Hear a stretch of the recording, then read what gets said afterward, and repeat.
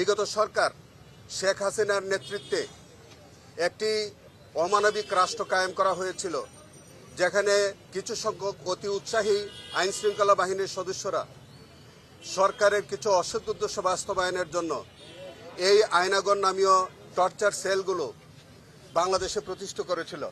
সেখানে বিভিন্ন রাজনৈতিক দলের নেতৃবৃন্দ, বিভিন্ন ইসলামিক সংগঠনের নেতৃবৃন্দ, যারা মতপথের ভিন্ন ব্যক্তিত্ব ছিলেন, তাদেরকে ধরে এনে অনেক মানুষকে সেখান থেকে পরবর্তীতে গুম করা হয়েছে। সেই গুমের অনেক ভিকটিমদের আমরা কিন্তু এখন পর্যন্ত তাদের হদিস পাইনি। অনেক ভিকটিমদেরকে সেখানে মাসের পর মাস, বছরের পর বছর আটকে রাখা হয়েছে, তাদের উপরে অবর্ণনীয় নির্যাতন করা হয়েছে। আপনারা ইতিমধ্যে জানবেন যে এই টিএফআই এবং জেআইসি সেলের সম্পৃক্ত যেসব কর্মকর্তারা ছিল, তাদের অনেকেই বিচারের আওতায় আনা হয়েছে এবং তাদের বিচার চলছে, এবং ভবিষ্যতেও যাদের সংশ্লিষ্টতা এইভাবে পাওয়া যাবে তাদেরকেও এই অমানবিক ঘটনার জন্য বিচারের সম্মুখীন করা হবে। ধন্যবাদ। সেটা হচ্ছে যে আমরা র্যাব ওয়ানে যেটা দেখেছি, এখানে অসংখ্য দেয়াল তুলে এগুলোকে তথ্য আড়াল করার চেষ্টা করেছে, আপনারা পরে ভেঙে সেটা উদ্ধার করেছেন।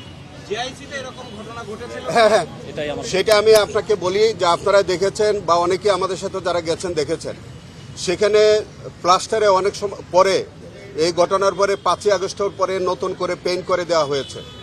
অনেক জায়গায় সিমেন্ট দিয়ে এবড়ো তেবড়ো করে ওয়ালগুলো আগের যে অবস্থাটা সেটা নষ্ট করে দেওয়া হয়েছে। কারণ হচ্ছে যে তারা কিছু অনেক বন্দীরা তারা লিখে রাখতো, যেমন আমাদের হুম্মুম কাদের চৌধুরী, তাকেও কিন্তু এই জেআইসি সেলে বন্দী করে রাখা হয়েছিল। তাই তিনি কতদিন বন্দী ছিলেন তার নিজের হাতের একটা লেখা ছিল, এবং HQ/C নামে একটা প্রতীকী ব্যাপার ছিল, সেটি কিন্তু তারা সাদা রং করে প্লাস্টার করে দিয়েছে। যদিও প্লাস্টারের পরেও তার এই লেখাটা কিন্তু এখনো জেআইসি সেলের একটি রুমের মধ্যে বন্দী, মানে এখনই কিন্তু বিদ্যমান আছে। এবং সেখানে হুম্মুম কাদের চৌধুরীর বর্ণনা থেকে কিন্তু আমরা এটা পেয়েছি, তার সাথে তার বর্ণনার সাথে যে জেআইসিতে যে রুমটি, এটার হুবহু মিল পাওয়া গেছে। এবং এরকম অসংখ্য তারা যে এভিডেন্স তারা স্ক্রিন করবার জন্যে তারা যে একটা অপচেষ্টা করেছে পরবর্তীকালে, সেটা কিন্তু টিএফআই এর মতো জেআইসিতেও এইগুলো আমরা পেয়েছি। আমরা এগুলো সিলগালা করে রেখেছি, বিচার শেষ না হওয়া পর্যন্ত হয়তো আমাদের এগুলো আমাদের কাস্টডিতে থাকবে। আমরা সচরাচর বিচারপতিদের এই ধরনের ক্রাইম সিন দেখতে আমরা দেখি না, যদিও ইন্টারন্যাশনাল একটা ট্রায়ালে এটা হয়েছে।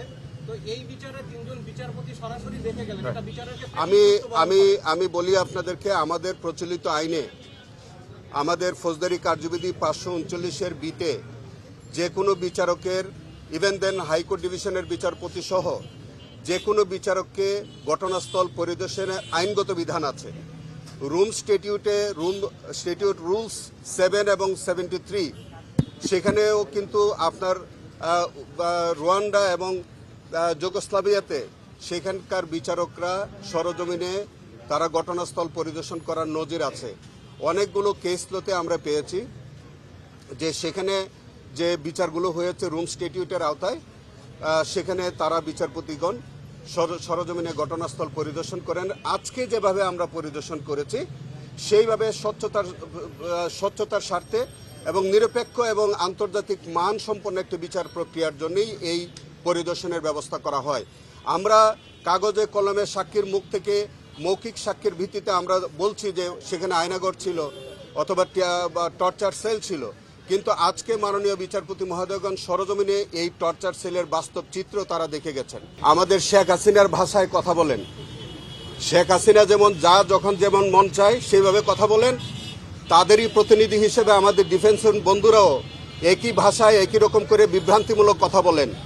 আপনারা দেখেছেন না 5ই আগস্টে তো আপনারা দেখেছেন যে 6:30টার সময় তিনি ভার্চুয়াল মিটিং করবেন, ওনার চেহারা দেখাবেন, পরে কণ্ঠ দেখালেন, কণ্ঠ শোনালেন। তো সেই কারণে আমাদের ডিফেন্সের বন্ধুরাও তাদের দ্বারাই প্রভাবিত হয়ে এই জাতীয় বিভ্রান্তিমূলক বক্তব্য তারা মিডিয়ার সামনে, জাতির সামনে উপস্থাপন করেন। এটা অত্যন্ত দুঃখজনক। কারণ হচ্ছে জাতিকে আর বিভ্রান্ত করার কিন্তু আর সুযোগ নাই। এখন এই জাতি তারা নিজেরা ভুক্তভোগী।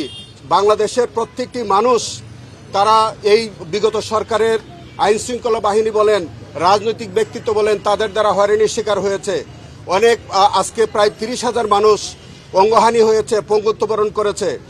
1400 লোক যারা শহীদ হয়েছে, প্রায় 4000-এর অধিক মানুষ গুমের বা খুনের শিকার হয়েছে, ক্রসফায়ারের শিকার হয়েছে। আপনি 250 লোক এখন পর্যন্ত তাদের কোনো সন্ধান পাওয়া যায়নি। ইলিয়াস আলিয়া এবং সুমন সহ বহু লোক গুমের শিকার হয়ে আছে। এইগুলি আমাদের ডিফেন্সের বন্ধুদের চোখে পড়ে না, কানেও শোনেন না। এইটি যেমনটা শোনেন না শেখ হাসিনা, তেমনি শোনেন না আজকের ডিফেন্সের আইনজীবীরা। অতএব তাদেরই বক্তব্য আমাদের কাছে মোটেও এইটার কোনো গুরুত্ব বহন করে না।